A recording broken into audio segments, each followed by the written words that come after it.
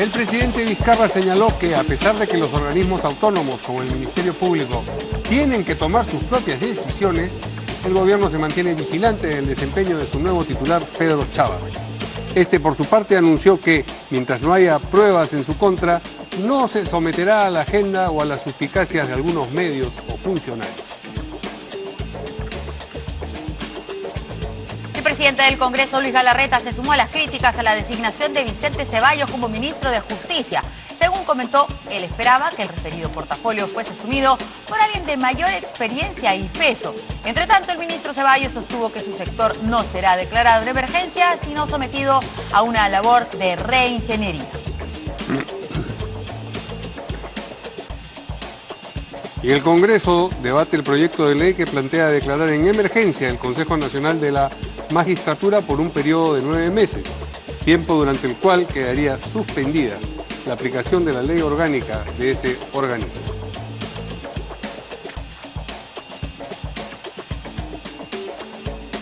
A pocos días de las elecciones para la mesa directiva, todo parece indicar que Fuerza Popular postularía esta vez una lista conformada únicamente por miembros de su bancada, al no haber conseguido hasta el momento el apoyo del APRA o de Alianza para el Progreso. El vocero de la bancada aprista, Jorge del Castillo, aseguró que ellos siguen en conversaciones con otros grupos parlamentarios a fin de apoyar una lista alternativa a la que presentaría el fujimorismo.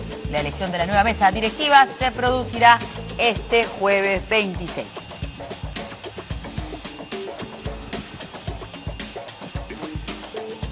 Y ya usted sabe que para seguir al día con la información nacional e internacional tiene que seguirnos en nuestra página web www.canaln.pe.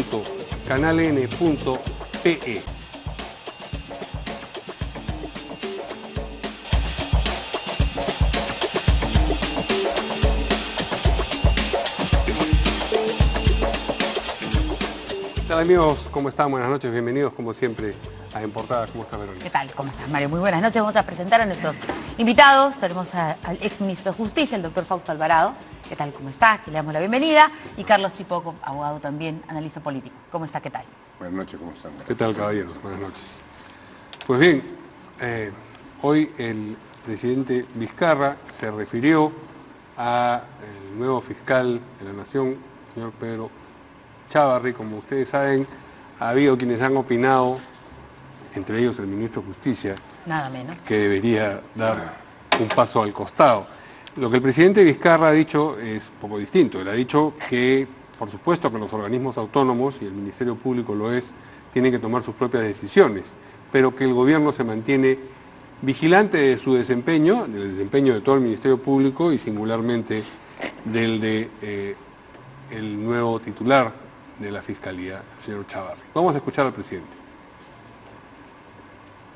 Siendo claros y firmes en la lucha anticorrupción, como les consta a ustedes cuál ha sido la posición del Poder Ejecutivo, también tenemos que dar un espacio para que poderes autónomos, como es la Fiscalía de la Nación, como parte del sistema de justicia, tome sus propias decisiones. Entonces hay que esperar que tome sus propias decisiones. Nosotros estamos simplemente vigilantes de que haya instituciones confiables.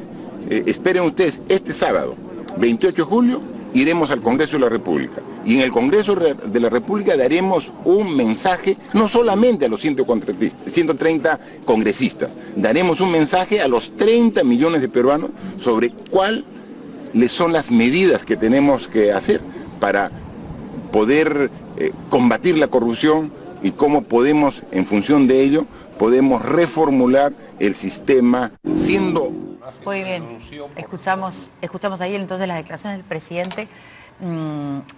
Antes que asumiera el señor Chávarri, el presidente dijo algo así como debería esperar, ¿no? Ser un poco prudente. Bueno, no fue a la juramentación ese día que estuvo acá en Canal N el presidente del Consejo de Ministros, el señor Villanueva, anunció que ni él ni el presidente Vizcarra asistirían, como en efecto no asistieron a la juramentación. Ese es un mensaje, ¿no? Así es. Aunque para el señor Chávarri, el domingo en Cuarto Poder dijo que tenía una agenda recargada.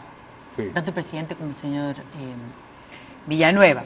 Pero bueno, vamos a ver qué dicen acá nuestros invitados, cómo se pinta este 28 y 29 de julio.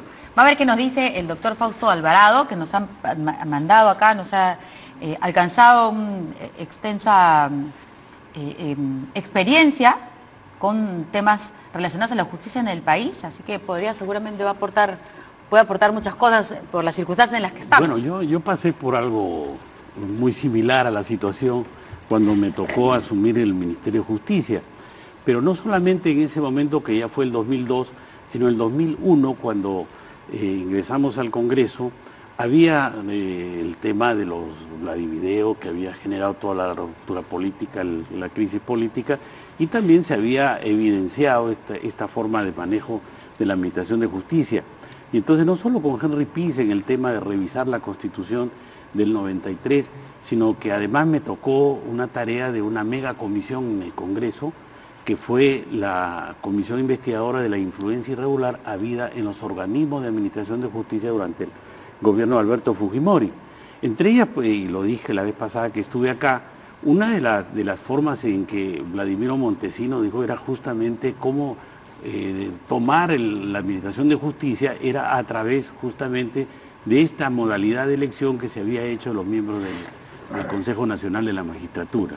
El tiempo ha dado la razón en el sentido de que no garantiza una auténtica, basado en los méritos que tienen las personas para la elección, el hecho de hacer unas convocatorias más allá del Congreso. Es decir, quizás el remedio ha sido peor que la enfermedad, pero es un tema que lo estaremos discutiendo. Y después ya como ministro me tocó el tema donde había también una posición concurrente como la hay ahora de varios sectores, entre ellos el Poder Judicial, el mismo Ministerio Público, con una voluntad de reformarse. Y entonces fui el autor de esta ley que creó el Seriajus como un organismo vinculante, aglutinador, que produjo el Plan Nacional de Reforma Integral de la Administración de Justicia, que está en vigencia porque el plan lo que traía era una serie de medidas y entre ellas fundamentalmente la reforma del proceso penal, que es 40% de la reforma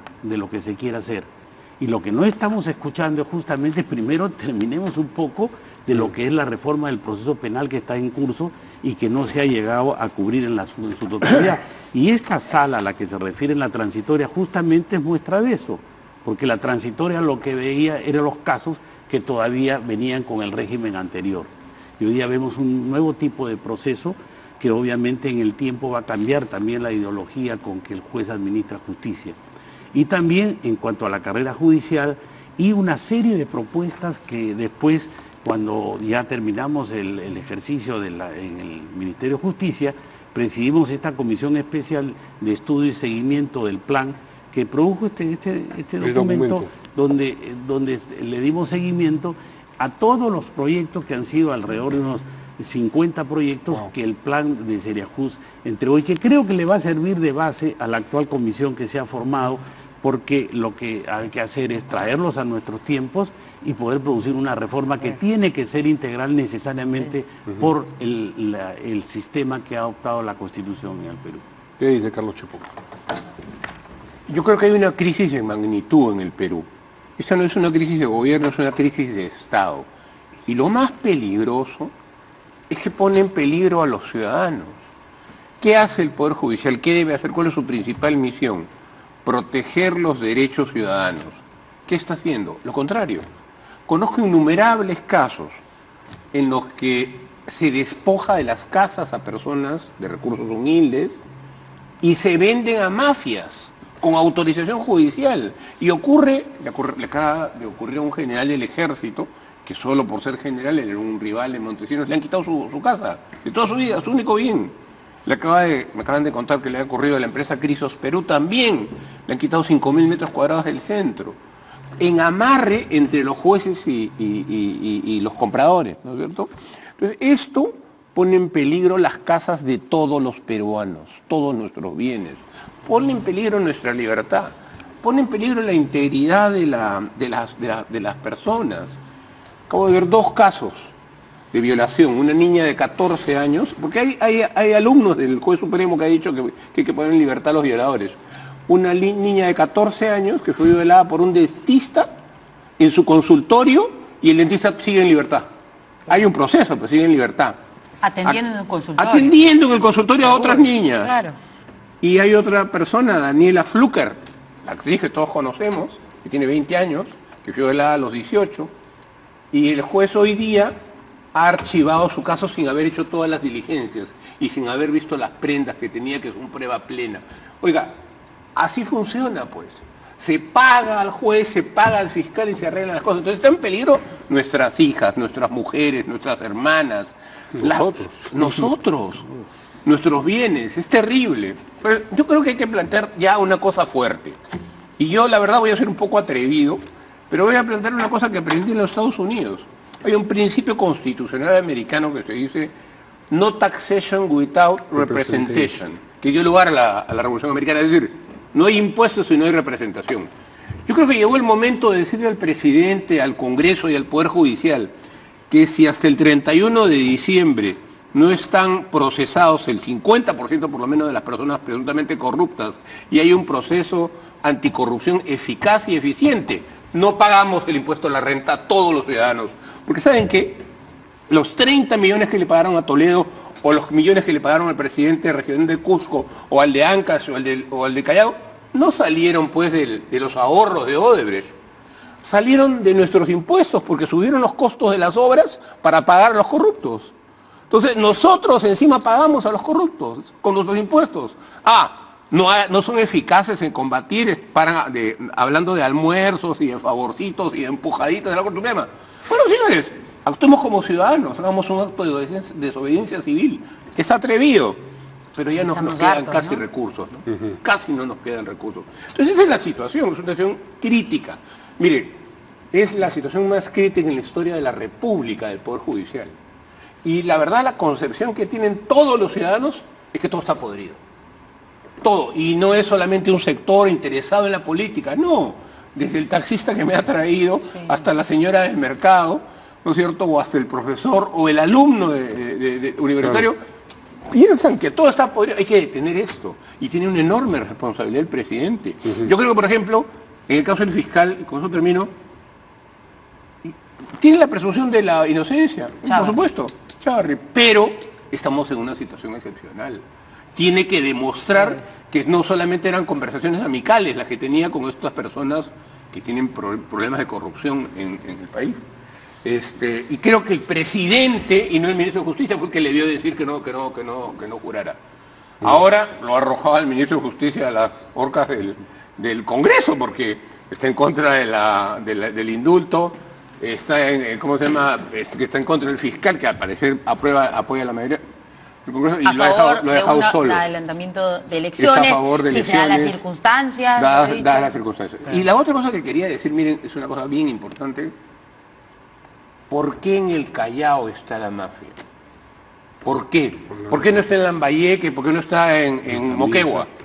Porque en el Callao sale la mayor cantidad de cocaína del mundo. Y entran todas nuestras importaciones y exportaciones. Y la jurisdicción la tiene el Callao, por eso es un bocato di cardinale para un juez. Entonces, ¿quieren ir ahí? Pues ahí está la plata. Por eso es que hay tanta disputa por ir al Callao. Y por eso es que hay tanta corrupción en el Callao. ¿Y me van a decir que los jueces de la Corte Suprema no se dan cuenta? Por supuesto que se dan cuenta, pues. Y no hacían nada. El pecado de Duberlí no creo que sea la corrupción. El pecado de Duberlí es que se hacía el idiota. Y no tiene nada de idiota. Ahí está, ahí tiene una responsabilidad. Y por eso muy bien que haya renunciado. Ese, creo yo, es el panorama del país difícil. Hay que comenzar a hacer cosas nuevas, inéditas, porque la crisis es absolutamente inédita. Bueno, es la tarea que nos queda. ¿Qué proponemos? Casualmente, este tipo de trabajos que se hizo anteriormente fue un plan integral para poder darle una justicia confiable, porque la misión de la justicia, la administración de justicia, es la paz social. De tal manera de que no estemos, que los conflictos que tenemos, no estemos en todo caso peleándonos entre nosotros y menos judicializándolos, creando una carga. Creo que ha llegado el momento de las propuestas.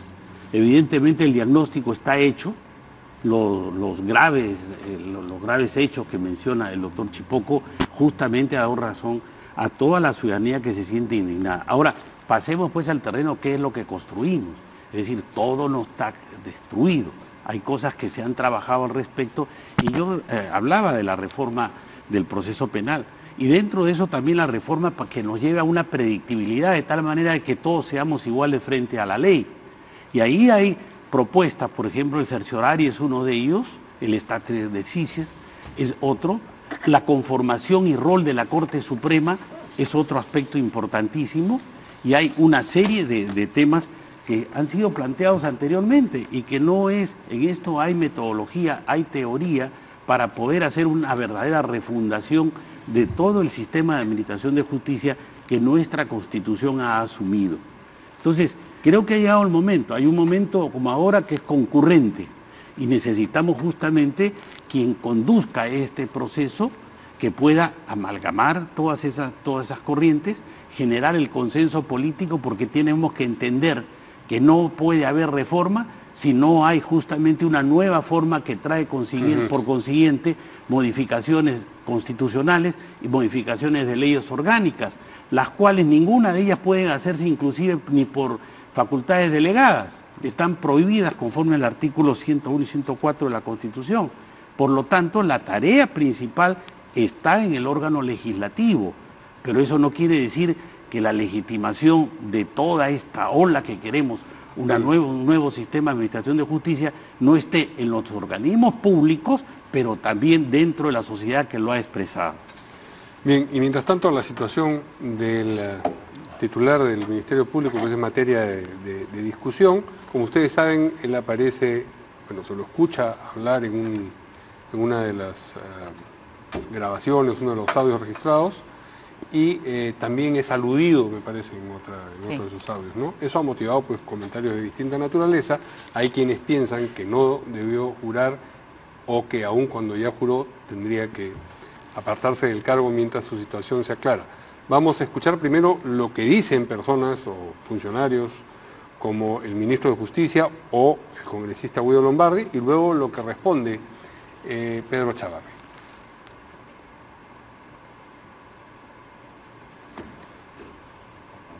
¿Qué debería hacer Pedro Chávarri en este momento, según usted? Debería pasar un costado. Y es más, no pasemos... Renunciar. Déjeme terminar la idea. Hay también fiscales supremos institucionalistas. Es decir, no ha habido un acuerdo unánime para que Pedro Chávarri sea designado y juramentado. Unos han dicho que fue 2-2 y otros han dicho que ha sido 4-1. La lógica dice que es 3-2, ¿correcto? Y que uno se ha ausentado y otro está en el Jurado Nacional de Elecciones. Pero más o menos el tema es que ha sido una votación muy apegada, pero eso no te denota que ha habido en cierta forma un equilibrio y una decisión corporativa. ¿Cuánto de ideal hubiera sido que todos de manera unánime o uniforme pueda tomar esta decisión? O sea, debe renunciar Pedro Chávarri, para usted. Mire, en estos momentos, tal como están las cosas, es un órgano autónomo a quien le compete deslindar responsabilidades o forzar esto es al Congreso de la República. Muy bien. Usted... Está directamente involucrado, es un fiscal que se debe investigar a sí mismo, parece poco razonable cuando estamos, insisto, comprometidos en un esfuerzo por reformar el sistema de administración de justicia en su conjunto, Poder Judicial, el Ministerio Público, Procuradurías, INPE. ¿Usted también inspira desconfianza al fiscal de la Nación, Pedro Chávarri, como lo dijo el ministro de Justicia? Sí, francamente sí. ¿Por los audios? ¿Quiere dar un paso al costado del fiscal de la Nación? Honestamente sí, señorita. Bueno, creo que hay que... Es por la vía constitucional, porque creo que Frente Amplio ha presentado una... Sí, el Congreso estaría en sus facultades para cesar al fiscal de la Nación, pero en fin, vamos a ver qué ocurre en los próximos días. Muchas gracias. Muy bien. Bueno. A ver, ya estamos al aire, Sí. al aire, señores. Otra vez. Vamos a escuchar al fiscal de la Sí, Nación. yo creo, para tener la figura completa. Ha hablado en varios medios de comunicación, estuvo en Cuarto Poder entrevistado por Augusto Sondheim.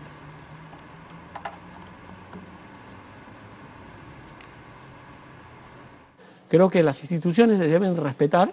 Esto fue un mandato institucional, por algo somos una entidad autónoma y mientras yo no tengo un cuestionamiento que se pruebe, no podemos pues, estar supeditándonos a la agenda o a las suspicacias de algunos medios o las suspicacias de algunos funcionarios en cuanto a mi persona. Vamos al tema de fondo aquí, que son los audios, ¿no? No me cuestionamiento, puesto que la Junta al elegirme consideró que era la persona por la cual se había acordado que fuera el fiscal de la Nación. Libre de todas responsabilidades y libre de toda sospecha, porque quienes hablan no es nuevo en el cargo. Tengo ya casi 41 años de servicios a servicio de la justicia, de la Administración de Justicia, y nunca he tenido ningún problema de ninguna naturaleza como para que alguien dude de mi capacidad. El ministro... Hay desconocimiento de parte, con todo respeto, ¿no?, de parte del señor ministro de la situación. No conoce pues la interpretación que nos le hemos dado nosotros a nivel de del Ministerio Público sobre mi juramentación. Bueno, ya hablamos de eso, pero lanza ahí otra acusación que también ha pesado sobre usted. Sí. Usted fue secretario de confianza de Blancanelli Acolán. Bueno, eso es un error del señor ministro. Esto ya ha sido aclarado en diversas oportunidades. Yo he sido secretario general del Ministerio Público el año 94, por un año. ¿Es un cargo de confianza? Por un año. No tanto de confianza, porque yo era fiscal superior titular. Me encargaron la Secretaría General, no de la doctora Colán, la Secretaría General de la Fiscalía de la Nación. ¿Usted no se dio cuenta de toda esta... Muy bien. ¿Qué piensan nuestros invitados de la situación del fiscal? Bueno, creo que es el hecho mismo, si me preguntas en el terreno ético y en el terreno de la legitimidad, quizás no hubiera estado de acuerdo con asumir el cargo hasta que no se pudiera hacer. Pero ya hecho esto, estamos frente a interpretaciones al respecto. Porque peor es tener una institución como el Ministerio Público con un fiscal de la Nación que no sé si no está bien situado en el caso. Con todo lo que tenemos lavajato y tenemos una serie de casos que son por demás importantes.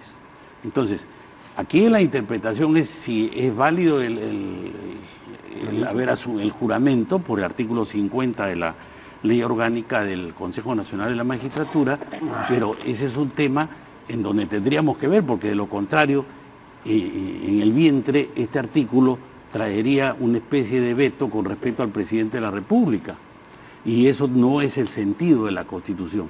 Pero ya realizados los casos, yo creo que el fiscal tiene que entrar en materia y comenzar a hacer la función que le corresponde. No dar un paso al costado, entonces. Ya no. Ya no. Bien.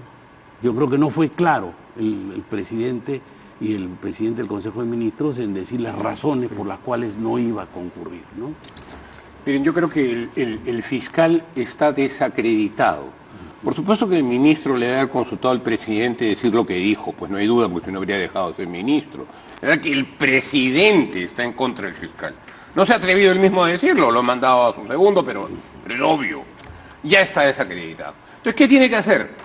Levantar su secreto bancario, levantar su secreto de comunicaciones, revelar todos sus bienes, hacer una declaración jurada especial y abrirse totalmente. Miren, yo lo he dicho acá creo que varias veces. Lo contrario a la corrupción es la transparencia. Si el fiscal quiere quedarse, tiene que hacer transparente todos sus bienes de él y de sus familiares. Y tiene que levantar todos los secretos constitucionales. Porque si no, va a ser un fiscal con una debilidad tremenda, pues, frente a un caso gravísimo. Miren, a mí me parece bien especial que habiendo fracasado el caso de cooperación con Brasil, que era importantísimo, porque fracasó, no tenemos ya convenio de cooperación con Brasil, justo inmediatamente surgen los audios. ¿Y quién tenía los audios? El Ministerio Público. Esta jugada Entonces, del señor no Sánchez. lo sé, yo no quiero malinterpretar, pero es bien casual, ¿no? Porque ya nadie habla de lavajato, todo el mundo habla de los audios. Pero en realidad tenemos y están vinculados, y tenemos un caso gravísimo, ¿no? Entonces yo creo que es imprescindible tener mucho cuidado con esto. Yo creo que ahora nos toca a nosotros darle un plazo al presidente. Si hasta el 31 de diciembre no ha hecho un plan eficaz, eficiente de lucha contra la corrupción y se han procesado a los corruptos que hay en el Perú, que todo el mundo los hemos escuchado, tiene que, o la ciudadanía no paga impuestos más, porque qué obligación va a tener, o el presidente adelanta las elecciones. Porque demostraría que no puede gobernar el Perú, que es lo que todos estamos comenzando a dudar, ¿no? ¿Cómo es posible que toda esta trama de corrupción, de conversaciones, de tráfico de influencias se haya producido y un organismo como el organismo de inteligencia del Estado no lo haya conocido? ¿O usted cree que de repente lo conoció y no lo quería decir? O que no conozca el origen. O que no conozca el origen. ¿Cómo es posible? ¿Para qué pagamos entonces una DINI? Y que no conozca... No, claro, después de esto me va a intervenir el teléfono y me va a poner a seguir. Claro. No me importa, porque también lo hizo Fujimori. Y no logró nada contra mí. Ellos tienen una responsabilidad. Por supuesto que sí, porque son los ojos del presidente. Y tienen que estar viendo casos como este. Entonces, yo creo que tenemos que ser drásticos con el presidente. Acá no hay medias tintas. Si, digamos, él tiene que poner al lado su ego y tiene que ofrecernos el 28 de julio que hasta el 31 de diciembre no arregla, se va. Ahora, también hay un cambio político, digamos, del presidente de la República con este nuevo ministro de Justicia, ¿no es cierto? Claro.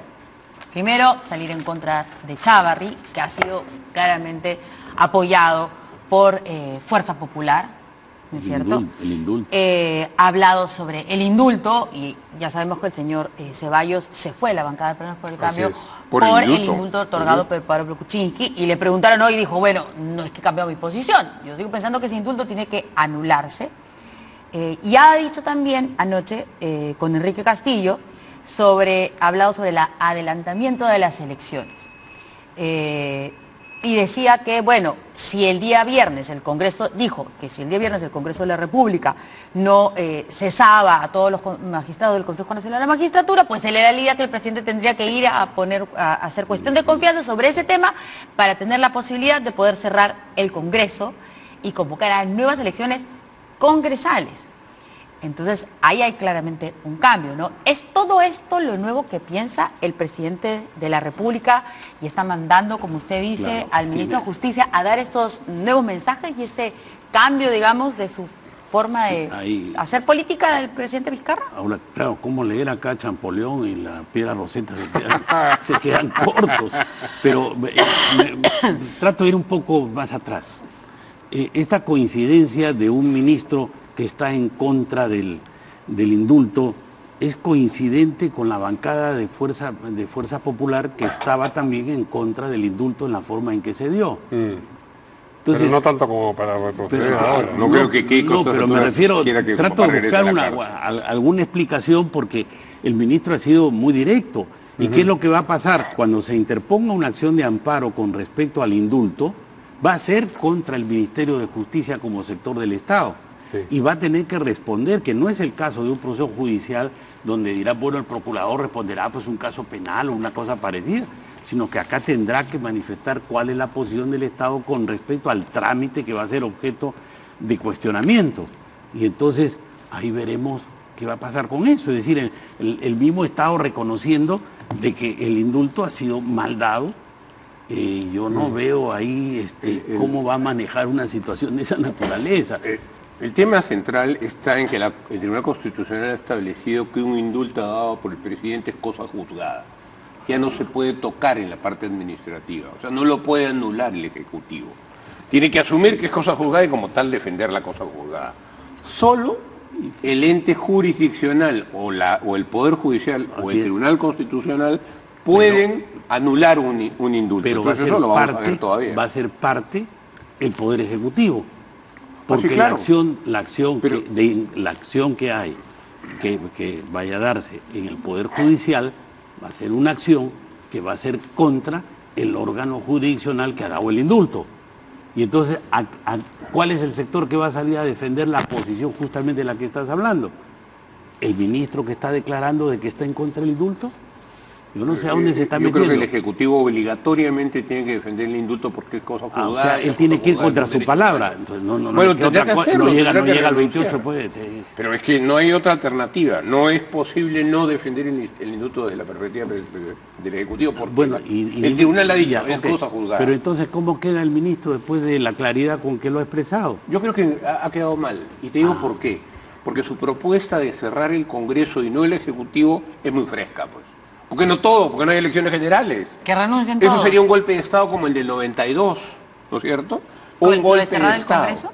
Solo cerrar el Congreso sin la causa constitucional, que es censurar. No, pero él estaba invocando la causa constitucional. Sí, pero en este caso no. Sí. Eso no y va se a puede pasar. hacer cuestión de No, no va a confianza. pasar. Eso no va a pasar. Pero lo que él decía es que si el viernes el presidente no hacía eso, si el Congreso no sacaba a todos los consejeros, entonces él No era se de la idea puede. que el presidente tenía que hacer cuestión de confianza sobre ese tema. No se puede. No, la cuestión de confianza es una institución Una política, heredada del régimen parlamentario español. Y está claramente en el reglamento de las Cortes españolas que la moción de confianza es sobre políticas, no sobre proyectos de ley. ¿De acuerdo? Entonces no se puede. Eso que ha inventado alguna periodista por ahí no es cierto. Bueno, y esto no es un proyecto de ley tampoco. No es un proyecto de ley, es una Ni siquiera. propuesta. Una Unas- cosa también bien extraña, Sí. porque sí requeriría el apoyo porque no se puede así nomás dejar en suspenso una institución. Así es. Lo del Consejo Nacional No, de por eso Magistratura. Es difícil, es un pedido inconstitucional. al respecto resultaría improcedente. O sea, no es un caso de desistimiento de confianza. No es no, cosa de no, cosa de confianza, por supuesto. porque sería improcedente, o sea, no Sí. es un caso... Además, hay que ver cómo lo trata el Congreso, ¿ah? Porque en ese caso sería un precedente en el que, por ejemplo, también se podría declarar en suspenso el Tribunal Constitucional, Así es. o el Poder Judicial, o la Varias presidencia. o la Contraloría, O la presidencia. o la Presidencia, o el Congreso. De repente Entonces, sirve eso. Es bien interesante Bueno, en este cómo van a momento- razonar en la Bueno, Comisión de en este momento, Constitución. hasta donde El mago del entramos suspenso es el que va a hasta donde hemos entrado en el set, Sí. se acababa de presentar un proyecto de ley que está dejando en suspenso todas las Bueno, funciones. justo vamos a hacer una bueno. pausita y regresamos con información en vivo del Congreso para ver cómo van las cosas ahí sobre el Consejo Nacional de la Magistratura. Volvemos.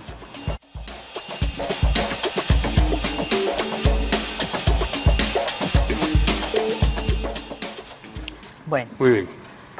Vamos ahora a tener un contacto con el Congreso, y esto porque ahí se está debatiendo, como ustedes saben, el proyecto de ley que plantea declarar en emergencia el Consejo Nacional de la Magistratura, esto por un periodo de 8 meses, y durante ese periodo, a lo largo de ese periodo, la aplicación de la ley orgánica de ese organismo quedaría, como ya hemos dicho, suspendida. Vemos que ya están los congresistas que van a conversar con nosotros. Ahí está Richard Arce, de Nuevo Perú, y está Juan Cheput, de Peruanos por el Cambio. ¿Cómo están, señores congresistas? Buenas noches. Buenas tardes. Muy buenas noches, gracias por el contacto. Muy bien, empecemos por el congresista Arce. ¿Cuál es la posición de su bancada respecto a esto que se está debatiendo en este momento ahí en el Congreso? Es una situación bastante compleja para el país, esta exposición del Consejo Nacional de la Magistratura a través de estos audios de la vergüenza. Por eso era importante que se convoque a esta sesión del Pleno para ver qué va a pasar con el Consejo Nacional de la Magistratura. Porque en la anterior sesión habría quedado descabezada el Consejo Nacional de la Magistratura, y en esta oportunidad lo que se está planteando es declarar en emergencia el CNM para permitir durante un periodo de 9 meses hacer toda una evaluación estructural y ver y reformular la ley orgánica del funcionamiento del CNM. Y para esto es importante que se tenga una coordinación de todas las fuerzas que conforman el Congreso de la República para lograr un consenso. Un consenso, por ejemplo, para que sean removidos todos los funcionarios de confianza, sobre todo los que están en CAS y los que han sido nombrados por los ex consejeros que han sido removidos del cargo. Eso nos va a ayudar a garantizar que haya una verdadera renovación y sobre todo transparencia en la gestión. De la misma manera nosotros estamos planteando la intervención de la Contraloría, porque dentro de los artículos se plantea que el funcionario de mayor antigüedad asume la responsabilidad de la gestión del CNM. En ese marco le estamos dando a la Contraloría como propuesta la prerrogativa de que pueda elegir no solamente entre el funcionario más antiguo, sino los funcionarios más antiguos, teniendo la posibilidad de elegir entre 3 funcionarios. Y a través de la Defensoría del Pueblo tener la posibilidad de una veeduría para garantizar este proceso durante estos 9 meses de funcionamiento. Esto nos ayudaría a que el CNM siga funcionando y siga atendiendo mientras se hace una reestructuración real del funcionamiento del CNM. muy bien. Congresista Cheput, ¿cómo está? Buenas noches.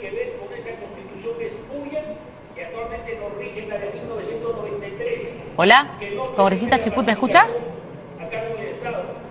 ¿Nos escucha Juan Cheput? Sí, ¿Aló, no escuchó? sí. ¿No escucha? Juan. Congresista Cheput. Sí, pero acá no se escucha nada. No, bueno. Sí, ¿qué tal? ¿Cómo están? Sí, por favor, lo escuchamos. Queremos conocer la posición de la bancada de Peruanos por el Cambio sobre lo que debe ocurrir con este periodo inmediatamente posterior a la remoción de los integrantes del Consejo Nacional de la Magistratura. Bueno, de lo que puedo interpretar de tu pregunta, porque la he escuchado así media fraccionada, ¿qué es lo que viene después? Yo considero que este proyecto de ley en primer lugar busca llenar un vacío constitucional, que es lo que acontece una vez que se remueve inclusive a los accesitarios. Cuando nosotros estamos hablando de 9 meses, considerando en este proyecto 9 meses para poder efectuar los cambios, lo hacemos porque se requiere hacer modificaciones constitucionales. Y el mínimo indispensable a través de 2 legislaturas sería el horizonte 9 meses. Ahora, en el debate acá están surgiendo algunas inquietudes. ¿Por qué incorporar en el proyecto de ley la remoción del jefe de la OMPE, por ejemplo? Es una cuestión que creemos debería ir por cuerdas separadas. En todo caso es algo que se verá en el debate. Y lo fundamental, que esto no se circunscriba a una administración conjunta con los organismos de control, con la Contraloría, sino que se incorpore a otros estamentos como la Defensoría del Pueblo para que le dé mayor transparencia.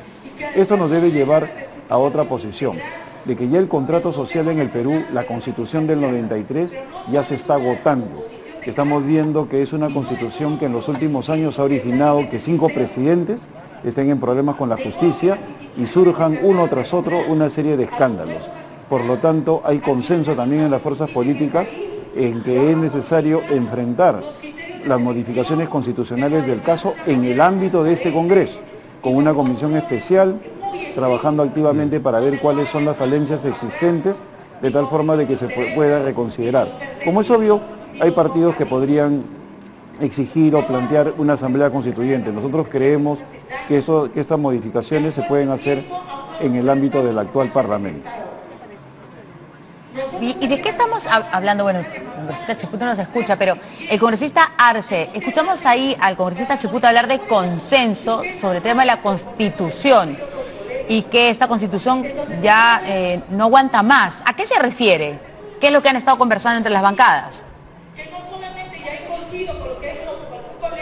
No, lo que yo he señalado es que esta Constitución, desde el momento que surgen uno y otro problema, muchos de ellos vinculados a la corrupción, es una Constitución que ya merita una serie de cambios. En el ámbito político, sabemos que la estructura política del país genera una serie de problemas. ¿Cómo qué, por ejemplo? Estamos viendo las formas de elegir, etcétera, etcétera. Por eso se habla de una gran reforma política, la reforma del Estado. Conversando con el propio Contralor, nos señala de que él, por ejemplo, no puede hacer un ejercicio efectivo del control en los municipios por la bendita autonomía, que es algo que está inscrito en la Constitución. Por otro lado, en el ámbito de los organismos autónomos, llámese Contraloría, el Consejo Nacional de la Magistratura, la OCMA, etcétera, etcétera, que ameritan una serie de ajustes que yo creo que se tienen que dar en este año, para lo cual existe la voluntad en el Parlamento para que se planteen las modificaciones pertinentes en el ámbito de la Comisión de Constitución. Sí, pero con un Congreso con 8% de aprobación, ¿se podrán hacer estas reformas, estos cambios? La pregunta es para los dos. Sí, en principio, si me permite, yo saludo la expresión del congresista Cheput, porque nosotros tenemos como bandera una reforma constitucional, pero nosotros planteamos una nueva constituyente, porque sabemos que la Constitución del 93 tiene un origen espurio, además que ha significado, como bien lo ha manifestado, que facilite procesos inclusive de corrupción de muchos presidentes que han gobernado bajo este esquema. Lamentablemente, lo que estamos viendo el día de hoy es una crisis total del sistema judicial, pero que los ciudadanos de a pie lo observaban, lo denunciaban permanentemente. Ahora, con los audios de la vergüenza, somos testigos de esta realidad. Necesitamos en realidad hacer modificaciones estructurales, porque en este momento el propio Congreso se encuentra atado de manos y está buscando un mecanismo, una salida En este caso van a promover una ley orgánica para declarar en emergencia el CNM. Fíjate, por no tener la posibilidad de un análisis mucho más profundo que nos permita manejar en estructuras, en situaciones como la que estamos viviendo en este momento. Lo otro, evidentemente necesitamos el respaldo de la población y en eso comparto contigo. Un 8% de aprobación nos genera un descrédito, pero ¿cómo no va a haber descrédito si vemos bien sentado acá en el Congreso de la República al congresista Becerril, que está involucrado, que por decoro lo mínimo debería abstenerse inclusive de participar, que siga el debido proceso de su investigación, pero para nosotros es indignante verlo acá participando en el Pleno del Congreso. En la sesión pasada inclusive tomó la palabra. Nosotros hemos sido abiertamente críticos con este aspecto porque él está involucrado con los consejeros en estos audios de la vergüenza, donde ellos se han sentado para negociar la elección del presidente del Consejo Nacional de la Magistratura. Muy bien, para buscar quedan claras ¿para quién? las ¿Para la fuerza número 1? ¿Para la señora acá? Muy bien, muchas gracias a los dos congresistas. Quedan claras las posiciones. Pregunta, Verónica, sobre si un Congreso con 11% puede llevar adelante una reforma constitucional. Nosotros consideramos que sí. Más allá del porcentaje que pueda tener de aceptación el Parlamento, yo creo que existen las capacidades y la voluntad política para impulsarlo. Yo creo también que el jefe de Estado, cuando ha planteado la necesidad de esta reforma en el sistema de justicia, está considerando que esta se amplíe a otros elementos, como por ejemplo el de la reforma política y también el de la reforma del Estado. Si se conjuga la voluntad política del presidente de la República con lo que el Parlamento puede elaborar dentro de una agenda legislativa, creo que el tema constitucional va a ser protagonista de la próxima legislatura. Mi querido amigo Richard Arce plantea que debe haber una asamblea constituyente. En eso hay coherencia, es cierto, ellos lo han planteado de un primer momento. Sin embargo, yo discrepo. Creo que no vivimos un momento constituyente todavía. Muy bien. Muy bien, Embargo, gracias a los dos congresistas. Si existe ese momento o si existe la voluntad en el Parlamento, yo creo que es indispensable empezar el diseño de un nuevo contrato social. La actual estructura política no da para más. Y lo estamos viendo con el surgimiento semana tras semana de eventos vinculados a la corrupción en el cual las personas ya sobrepasan a las instituciones. Entonces muy bien, es necesario modificar muchas esto gracias a la brevedad posible. a los dos congresistas por esta comunicación. Quedan claras las dos posiciones. Bien. Una pausa y volvemos. Una pausa y volvemos para comentar lo que están proponiendo de cambios a la Constitución de distinto origen en cada caso, ¿no?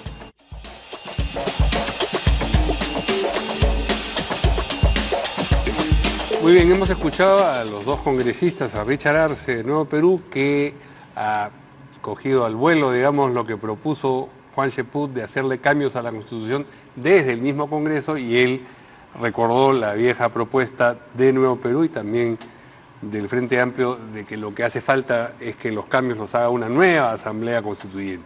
Eso por un lado, pero por otro lado, ¿cómo queda constitucionalmente lo que ellos proponen respecto del Consejo Nacional de la Magistratura? Carlos Chipó. Mira, en el Perú las nuevas constituciones siempre han sido golpistas. Solo el siglo pasado. La del 33 luego un golpe, la del 80 luego golpe de Estado y la del 92 fuera luego del golpe. Plantear una nueva constitución es golpista, es decir, se acabó la legalidad. Es proponer un golpe de Estado. ¿Por qué? Porque la Constitución prevé cómo reformarla y se puede reformar toda. Ahora, es cierto que un Congreso con 8% de aceptación, y yo creo que va a tener menos pronto, no tiene la legitimidad. Pero es cierto también que tiene la legalidad por su origen electoral de hacer la reforma, ¿no es cierto? Ahora, yo quería comentar dos ideas. El señor Richard Arce, que es de las fuerzas de izquierda en el Congreso, ellos se equivocan en dos cosas, ¿no? Ellos dicen, la corrupción es por el neoliberalismo y el capitalismo. Pero ¿saben cuál es el país más corrupto de América del Sur? Venezuela, donde Odebrecht gastó millones de dólares y no hay nadie en la cárcel por el caso de corrupción en el caso de Venezuela. Y otra cosa que en consecuencia sostiene, el capitalismo le ha dado crecimiento a los países. Miren, China, lo que ocurre es que lo que hay que reformar es la política, lo que hay que reformar es el control. Tiene que haber mucho más control y, como digo, el Perú tiene que tener un estado de transparencia. ¿Ustedes escucharon a los supremos qué proponían frente al tema de la corrupción? que ya no entremos los abogados con los celulares porque dice que desde ahí hablábamos con los jueces. Los celulares sirven para tomar fotos de los expedientes, que antes también lo teníamos prohibido. O sea, ellos cometen los actos de corrupción y los abogados somos los que no debemos llevar nuestros celulares. Es una estupidez. Todo esto tiene que ser transparente. Ahora, yo, por ejemplo, creo que una reforma constitucional que sí debe haber es que todos los funcionarios públicos que tienen manejo de recursos del Estado no deben tener secreto bancario, secreto tributario y secreto de las comunicaciones. Deben ofrecerse así porque la gente si no, no cree. ¿No? Estas que eran protecciones del siglo XVIII ya hoy día son obsoletas y sirven más bien para la impunidad. A ver, déjame en el tema. La Constitución no tiene vacatio. Solamente las tiene en los casos que la misma Constitución establece. Y los estados de emergencia no están establecidos para suspender las facultades y competencias que tiene un organismo constitucionalmente autónomo. Creo que acá hay yo lo hubiera hecho de otra manera, creo que algo de destreza ha debido haber, porque quizás se ha podido ir por el lado de la propia ley orgánica del artículo 5º, que establece el periodo, y dando por terminado el periodo, podía convocarse a las nuevas elecciones con los mismos hechos, y en ese interín hacer el cambio constitucional que tenga que hacerse, porque se está abriendo una válvula enorme, porque ¿qué puede pasar? Que también desde otro lado, teniendo competencia, le podría suspender hasta el presidente de la República sus funciones. Y entonces, ¿por qué? ¿Porque hay consenso? No, porque la Constitución no admite ese vacatio solamente en los casos que está establecido. ¿Qué se podría haber hecho con estos consejeros? Hasta donde podríamos haber llegado, si es que no había el convencimiento para disuadirlos de que renuncie, la otra era recortar el mandato. El artículo 5º de la Ley Orgánica del Consejo Nacional de la Magistratura establece el plazo de 5 años en los nombramientos.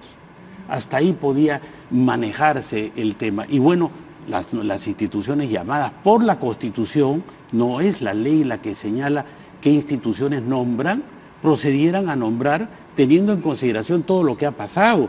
Yo creo que el caso de la Corte Suprema, el caso del Ministerio Público... ¿Pero quiénes nombraría? ¿Tendrían que ir a elecciones instituciones nuevamente? No están en el aire. Pero tendrían que ir a elecciones Tendrían que ir sabiendo lo que ha pasado. Los colegios de abogados no nos van a mandar a los mismos personajes de la vez pasada.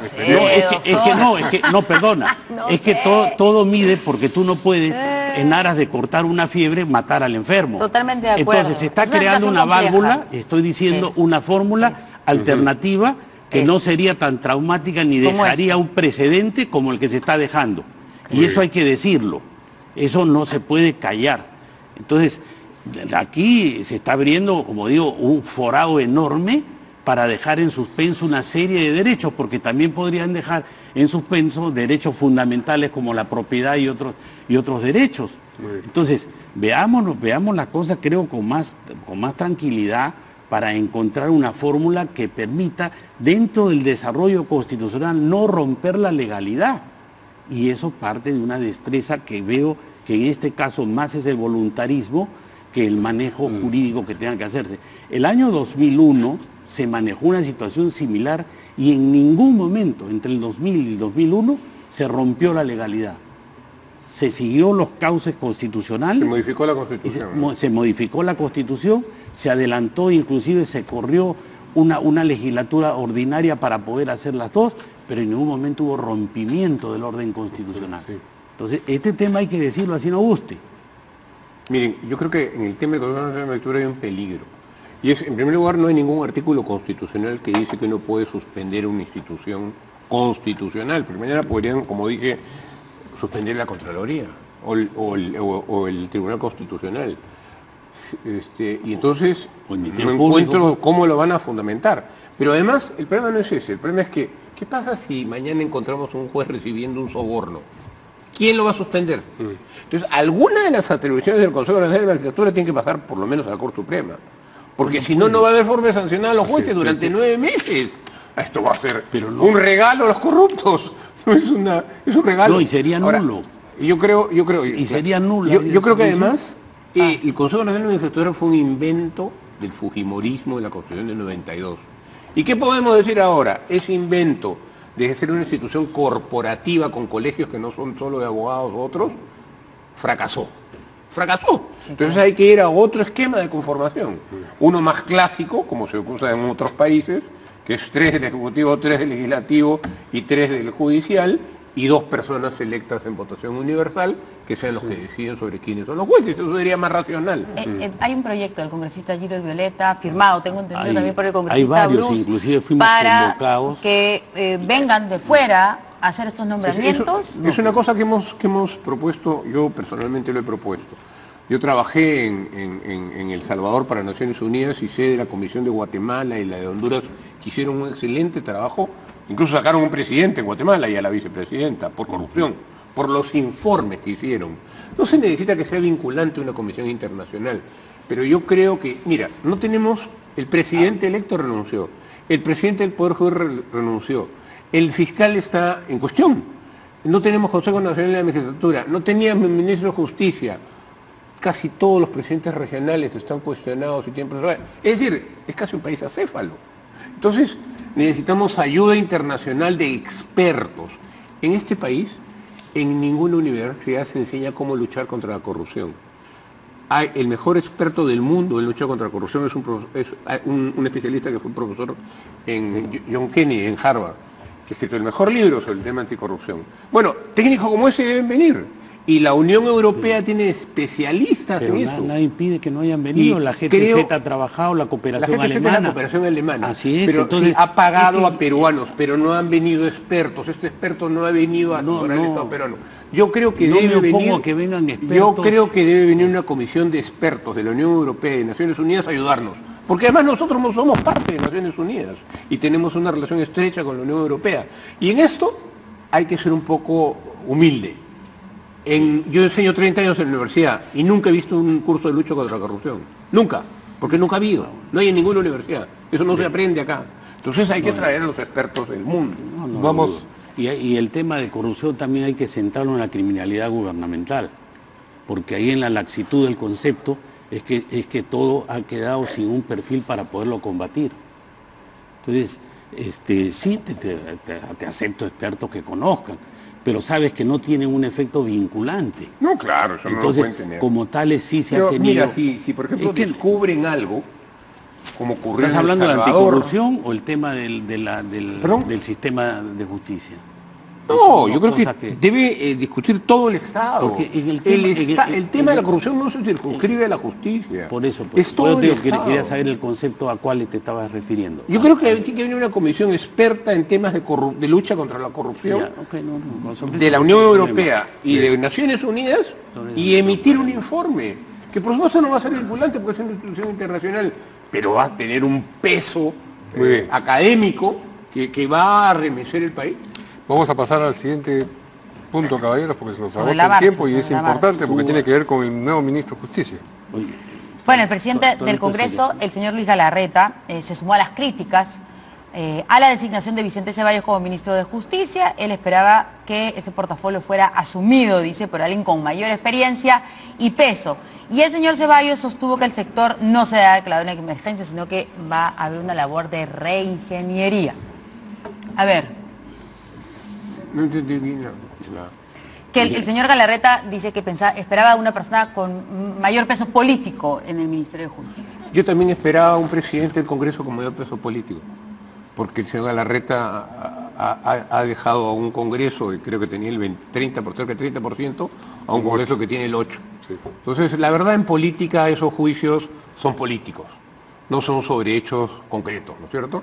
El ministro hasta ahora, y yo no tengo ninguna simpatía con su grupo político, no ha hecho nada que revele que es un mal profesional o un mal político. El ser moquegüano no es un pecado, es hasta una honra. Mi abuelo fue moquegüano. No lo dudo, yo creo que todavía son unos cuantos días que tiene el ministro, creo que ha juramentado el viernes, ¿no? No es un momento para hacerle un juicio. Pero sí creo que el resultado que se vaya a tener con la presencia de la comisión que se ha nombrado y las propuestas que el presidente tenga que hacer en su discurso el 28 de julio va a ser muy importante. A ver, vamos a poner las declaraciones del ministro de Justicia sobre el caso de Alberto Fujimori, porque claro, ha jurado recién hace unos días y en esos días ha dicho que el fiscal de la Nación tiene que dar un paso al costado, que hay que anular el indulto a Alberto Fujimori y que si se dan las circunstancias, bueno, adelantar las elecciones. Vamos a ver lo de Alberto Fujimori. Ahí está. ¿Cree que debe darse marcha atrás en el indulto? Le preguntaron. Sí, creo que sí, pero más allá de mi apreciación personal, tiene un conducto regular que está siguiendo su secuencia. La secuencia que ha dispuesto la Corte Interamericana de Derechos Humanos es que vaya a través de la justicia constitucional. Estamos a la espera de ello. Y bueno, continúa. Bueno, tengo que ser coherente. Sigo en mi premisa de que este fue un indulto político porque a ese entorno obedeció y en esas circunstancias se dio. Eso de indulto político es un eufemismo. Tenemos que acatar los fallos que pueda emitir la Corte Interamericana de Derechos Humanos. Ya emitió una resolución y esta dispone que es la justicia constitucional peruana la que tiene que resolver en primera instancia. Estamos a la expectativa que se planteen los recursos pertinentes. Esto de político es un eufemismo, y por no decir porque que ha sido todos los indultos arreglados. Claro. O sea, un eufemismo que ha utilizado. Creo que la posición del gobierno va a estar clara, y lo dice al final donde dice estamos a la espera de los recursos que se presenten para poder contestar lo que él está diciendo ahora. Es decir, que se allanarían a un amparo que se plantee dentro de la justicia interna constitucional. Esto sí va ¿cómo lo van a tomar Fuerza Popular? Vamos a ver. Mira, yo ya he dicho durante años, creo que estoy de acuerdo con el indulto, porque yo no soy médico, y ante 3 opiniones médicas respetables que dicen que se moriría si se queda en la cárcel, no hay duda que había que indultarlo. Lo que no puede hacer el ministro es allanarse, porque este es un derecho humano ya conquistado por Alberto Fujimori. Eso dice él. Por eso digo, está mal. ¿Por qué no puede allanarse? Porque el indulto es cosa juzgada y la cosa juzgada es un derecho humano. Ya yo soy inocente. No, y Crucillat y otros se anuló el indulto. En el caso Crucillat lo anuló el Tribunal Constitucional y en ese caso estableció que el Ejecutivo no podía anular lo que era... Dijo textualmente... Pero nadie está diciendo que lo va a anular el Ejecutivo. Escúchame. Lo que está diciendo es que planteado dentro de la justicia interna constitucional, ahí va a esperar el resultado. ¿Qué va a pasar si se va a allanar? Pero él no se puede allanar. No se puede allanar si violando el derecho humano de la cosa. Pero lo está diciendo que se está va mal, a allanar. Pues, si lo hace está mal. Ahora sí. Muy bien, caballeros, se nos agotó el tiempo, les agradecemos. Mucha polémica. Así es. Y yo soy un rival de él, pero en este caso creo que tiene un derecho. Muy bien. Gracias a nuestros invitados de esta noche. Nos vemos mañana aquí en Portada. Buenas noches.